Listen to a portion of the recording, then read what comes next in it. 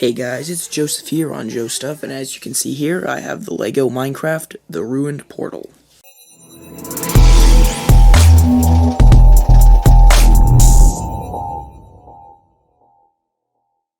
This set features a generated structure in Minecraft, which is also, of course, called The Ruined Portal.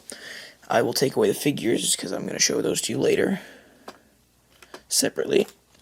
But starting with the overworld side of the portal here, you can see that it's pretty normal, you know. Based on the picture on the front of the box, it appears like it's a plains biome.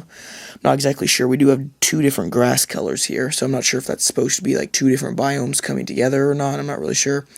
And then we also have some kind of a flower up here, a furnace, which we can take and move around. It also has a turned off furnace on the other side, small lantern right here, and a block of gold ore.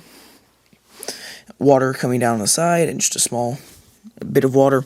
There's also a little indication of a cave in here, like that's like the top of a cave, and there's a little bit of gold ore on top there. I'm not sure if gold ore would actually generate that high. I don't think it does, but it's still cool.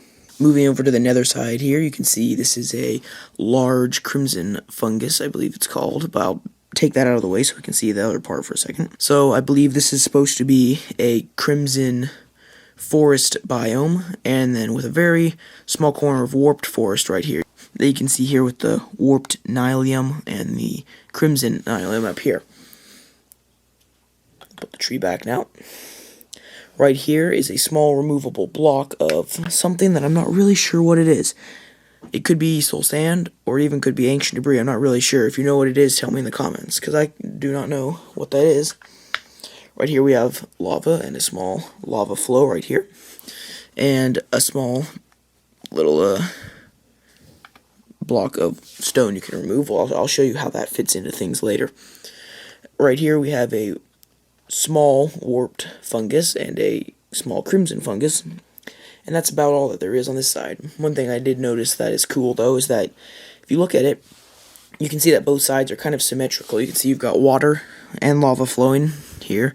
You have lava on this side, water on this side, and even some of the land on the back here is actually shaped the same, which is pretty cool. But it's not completely the same. So now, of course, we can go to the middle part here, which is the ruined portal itself. As you can see, we got some little purple pieces here for crying obsidian in the corners there. And this gold block at the top, which is not as big as it should be. I'm not really sure why they didn't make that a full gold block. It's kind of like a gold block slab, which would be funny. But we also, of course, have the gold ore down here at the bottom. But the cool thing about this portal is that it can actually transform into a working portal. So you can actually use it in your nether display, or whatever you might be doing, to make a sort of a bridge between the overworld and the nether, even though this is a ruined portal set. So the way that this transforms into a normal portal is, first of all, you can actually take this and hinge it up like this. And then you can actually take these obsidian right here, which you can actually crack apart like that, and place them somewhere else if you want to. And then we can take these, place them in there to fill the gap, shut the top of this down. Then we can take these two stone blocks right here to put them here to kind of make it even with the other side. And then here's the cool part. You actually grab this whole chunk of land right here and then just lift. And you can see you hear a little click and the portal is activated. The way that works is pretty cool. Pretty simple. You can see in here. I'm not sure if you can see very well, but there's little Technic bars going up to sort of have a little track for that to ride along. And on this side, this is the less camera-friendly angle. You can see it's kind of just holes. You can also see more the symmetrical way that the land is made. But you can see this big, obvious red lever right here, at least it's on the back, that you can pull this, and it pops down. You can grab this and pull it down the rest of the way. Sometimes, if you're lucky, it will fall down all the way, but for some reason that seems to work better if it's on a flat surface and it's level. But that's how you push it back down. It's really satisfying. It sounds really cool. Like a clicking sound. It's really cool. And of course, if you want to transform it back into a ruin portal, you can just hinge the top off, take the obsidian, put it over here, take the stone, put it back down here, and close the portal like that. Here are the extra pieces that are included with the set. Just a handful of small extra pieces, and as you can see, you actually have all the pieces necessary to make a completely extra lantern. because all those pieces are small enough to be included in the extra pieces.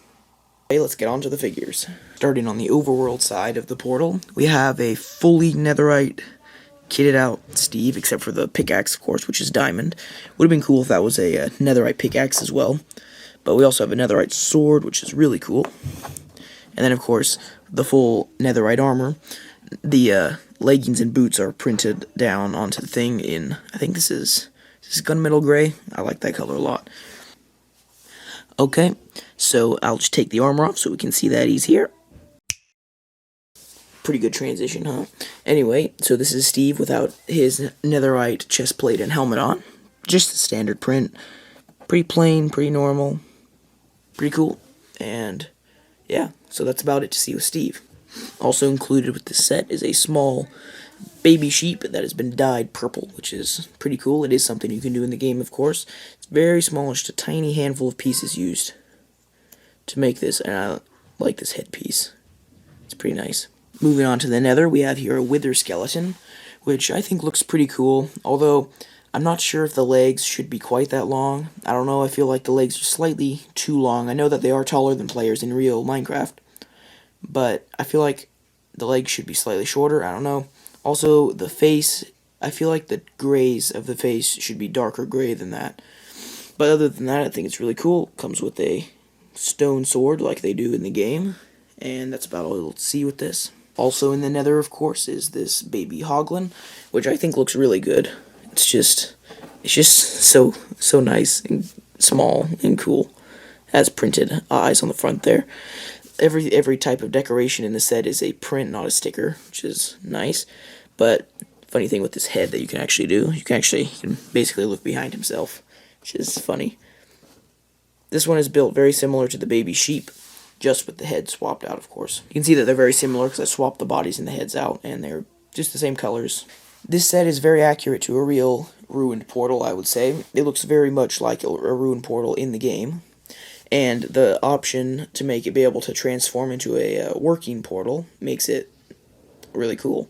It's pretty small, but I got it for $24, which is a good price considering that it came with over 300 pieces. I would have expected this to be about $30.